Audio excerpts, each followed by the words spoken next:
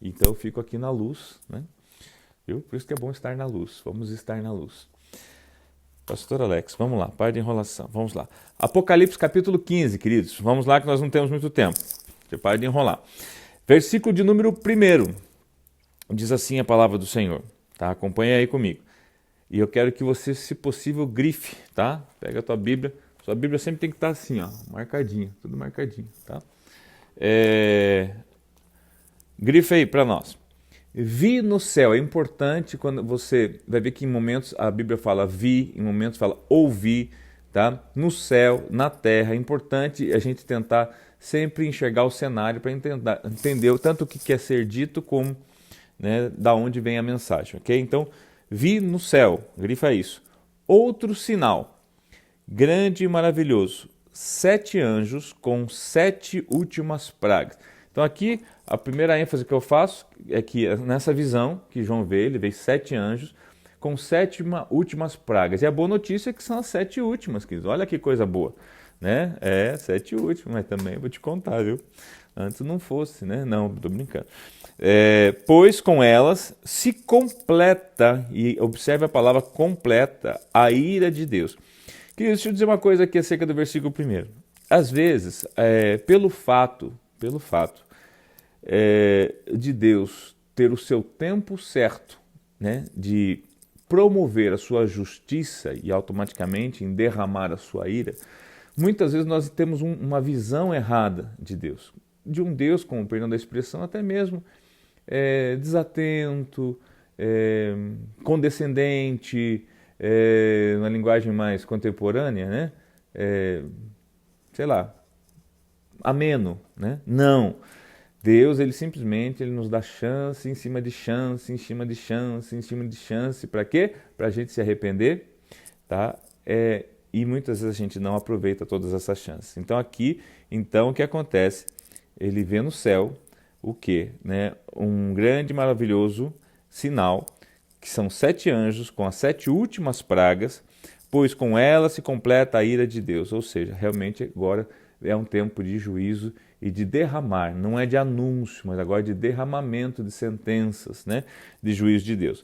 O versículo 2 tem um cenário bem legal aqui, porque fala assim, vi algo semelhante a um mar de vidro misturado com fogo, em pé junto ao mar, os que tinham vencido a besta, a sua imagem e o número do seu nome.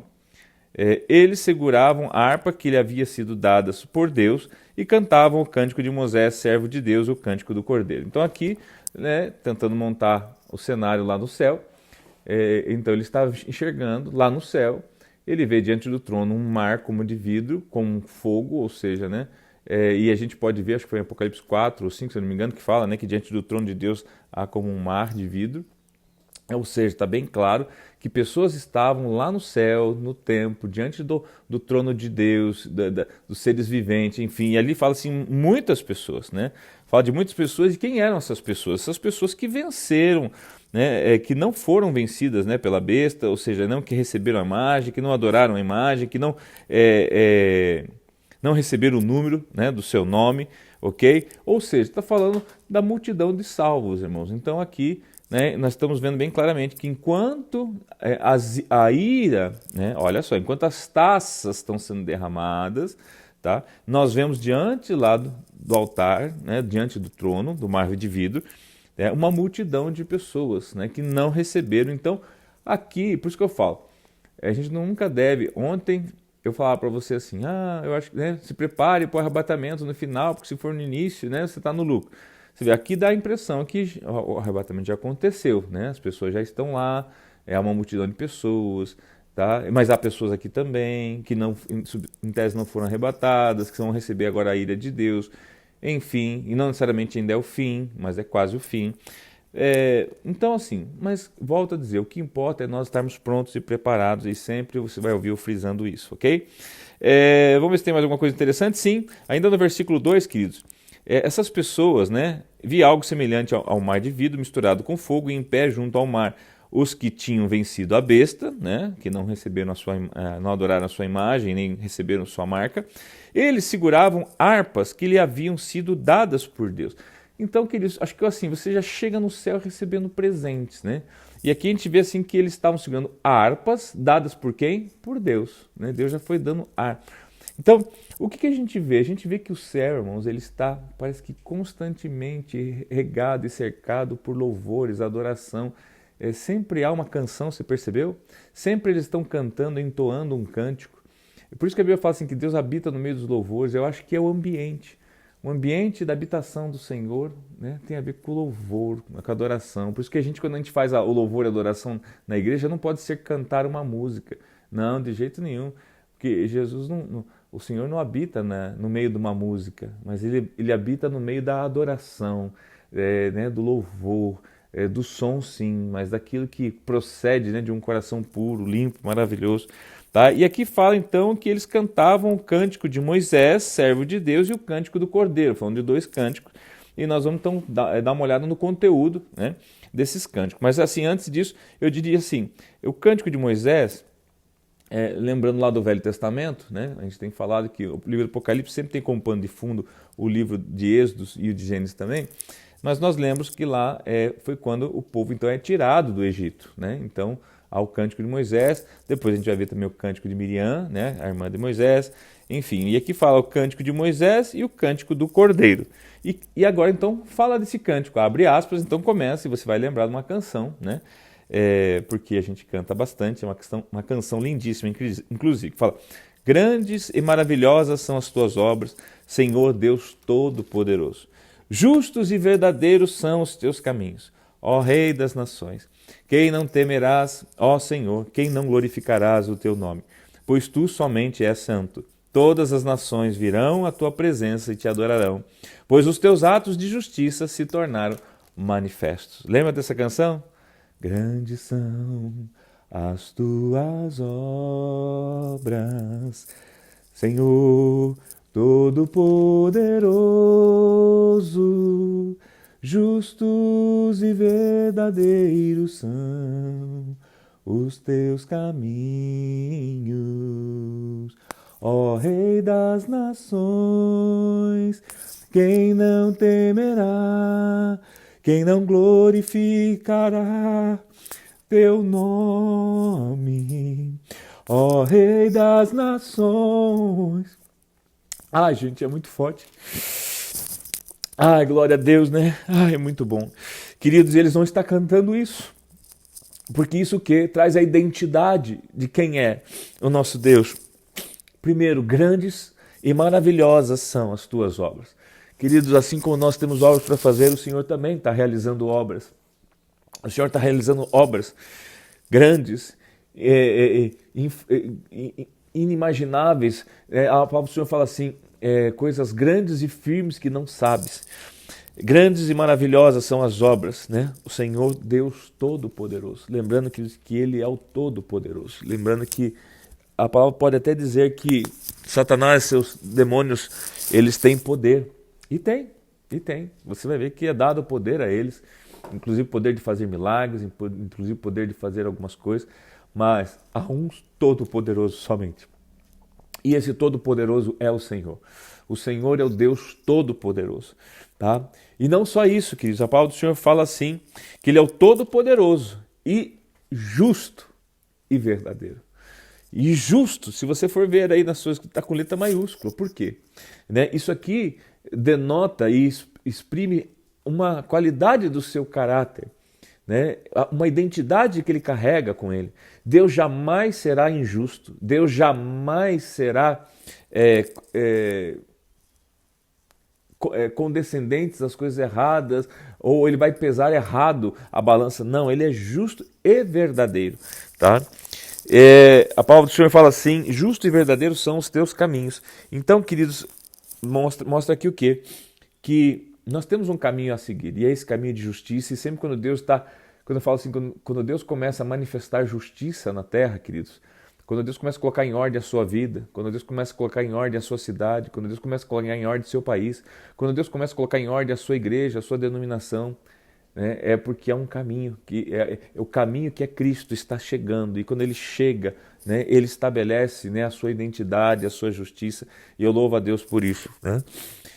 Justos e verdadeiros são os seus caminhos, ó Rei das nações. Ele não é o rei de uma região, Ele não é um rei de uma cidade, ele não é um rei de uma igreja, de uma denominação, não, ele é o rei de nações, ele é o rei do mundo todo, e nós adoramos o Rei dos Reis, Senhor dos Senhores. O versos 4 diz assim: quem não temerá, ó Senhor? Quem não glorificará o seu nome? Queridos, eu creio que esse tempo é um tempo difícil, muito difícil. Por outro lado, irmãos, é um tempo que vai promover sentenças, juízos, né? A justiça vai ser vista, né? Por outro lado, olha só que diz assim: quem não temerá o Senhor? Queridos, vai ser impossível que as pessoas, vendo tudo isso, não temam ao Senhor. Vendo todas essas coisas ou vivenciando essas coisas, não temam ao Senhor. Não significa que vão recebê-lo. Não significa que vão se arrepender. Não significa que vão aceitá-lo. Não significa que vão honrá-lo, glorificar. Mas será inexcusável. Sabe aquela coisa assim? Ninguém vai poder dizer que não temeu a Deus ou que não conheceu um Deus de verdade, né? Alguém justo e verdadeiro. Tá? Todas as nações virão. Quem não temerá o Senhor? Quem não glorificará o teu nome? Pois tu somente és santo. Todas as nações virão à tua presença e te adorarão, pois os teus atos de justiça. Por que as nações virão e adorarão? Por causa dos atos de justiça. Cada vez, queridos, que você vê atos de justiça começando a crescer, nascer e aparecer no meio da sua vida, da sua casa, saiba que Deus está chegando com uma providência e Deus está chegando, né, com uma manifestação. Pois os seus atos de justiça se tornaram manifestos, ou seja, claramente vistos. Versículo 5. Depois disso, olhei e vi. Lembra que eu pedi para você marcar lá no versículo 1, vi no céu?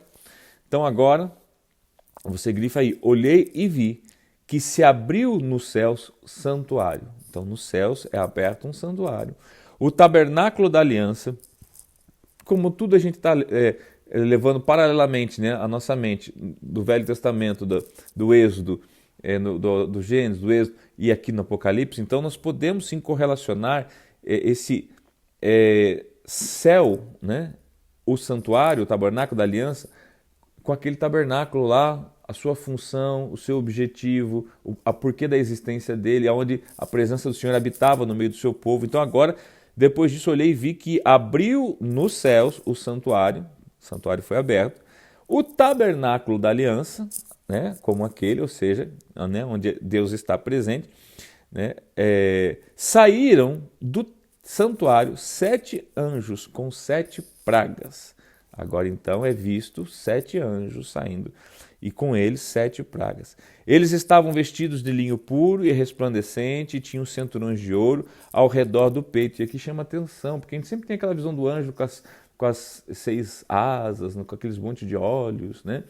Enfim, e aqui de repente a gente vê eles agora vestidos de reis, né?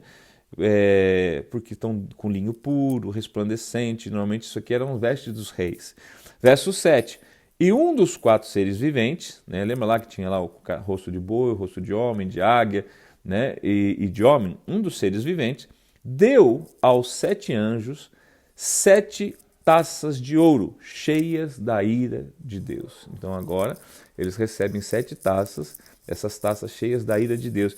E aqui, queridos, cabe uma pergunta, mas Deus tem ira? Tem. Meu Deus, né?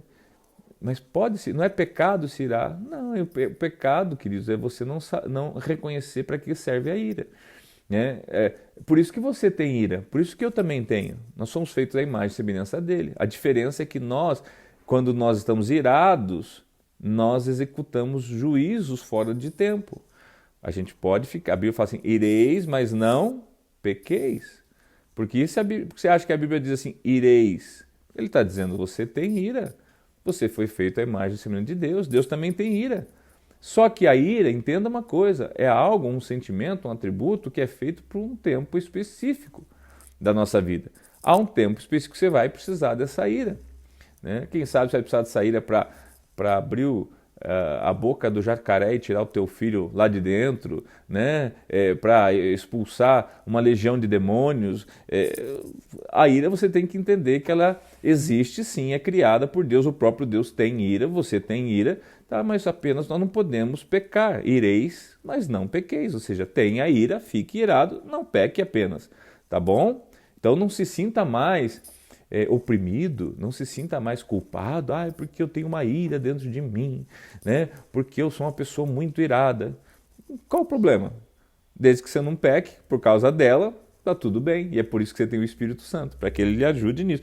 Porque aqui chegou um momento onde Deus vai derramar a ira dele. Então, simplesmente, a ira que ele guardou lá naquelas taças, agora os anjos vêm e entregam para serem derramados, né, sobre várias. A gente vai ver sobre a terra, sobre o mar, sobre o rio, sobre o ar, sobre, enfim, sobre o trono da besta. A gente vai ver, né, no capítulo 16 todas aonde elas vão ser derribadas.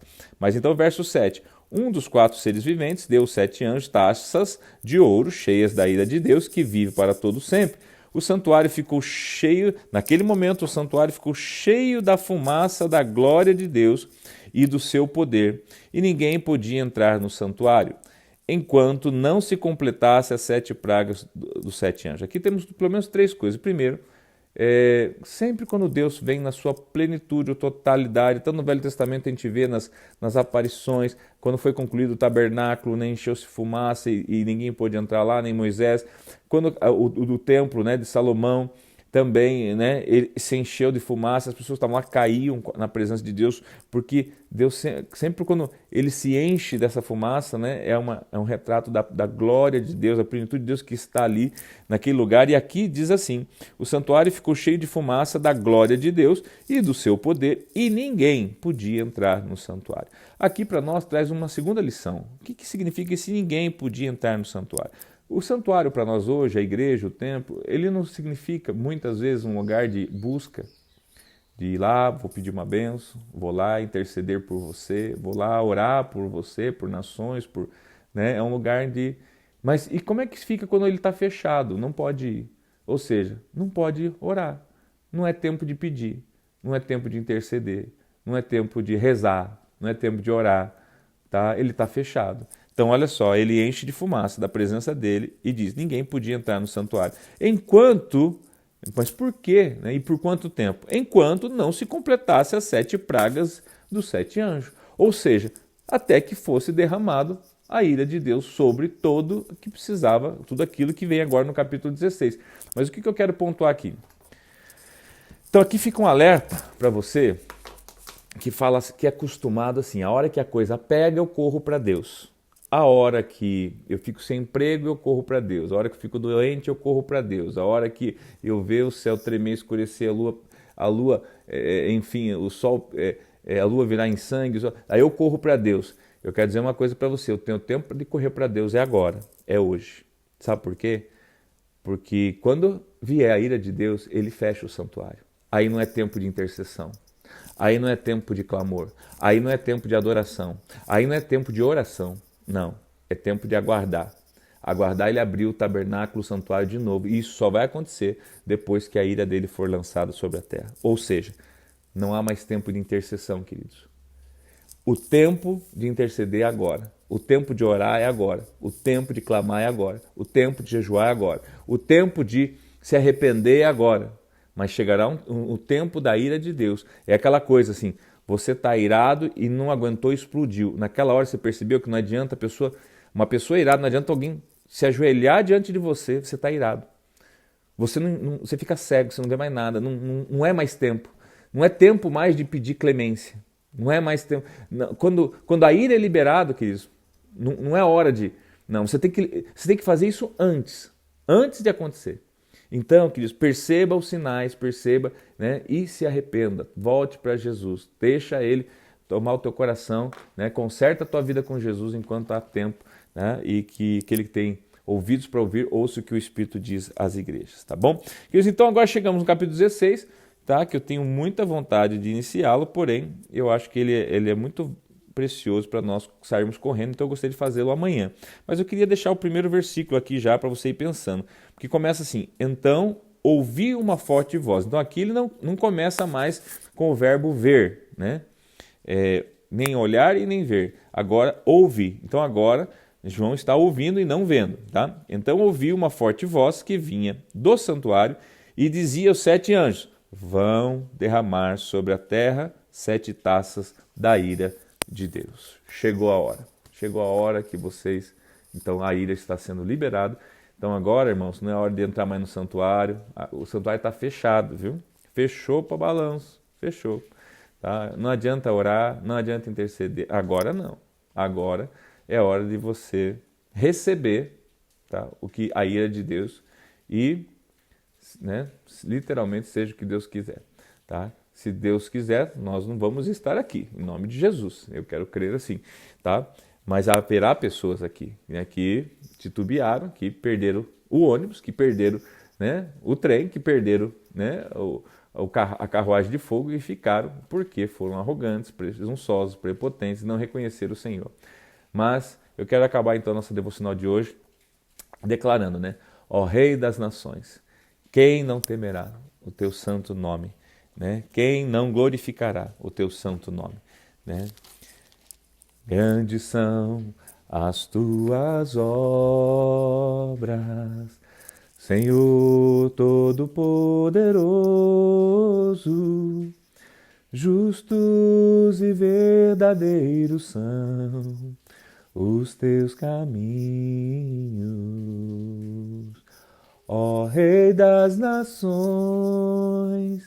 quem não temerás, quem não glorificarás teu nome. Ó Rei das Nações, quem não te louvará, pois só teu nome é santo. Eu não tenho como cantar essa música e não me emocionar, porque eu sei que isso é verdade, queridos. E que Deus abençoe a sua vida, Deus abençoe o teu dia, Deus abençoe esse dia 10 na sua vida. Liliane Suzuki, um beijo, um abraço.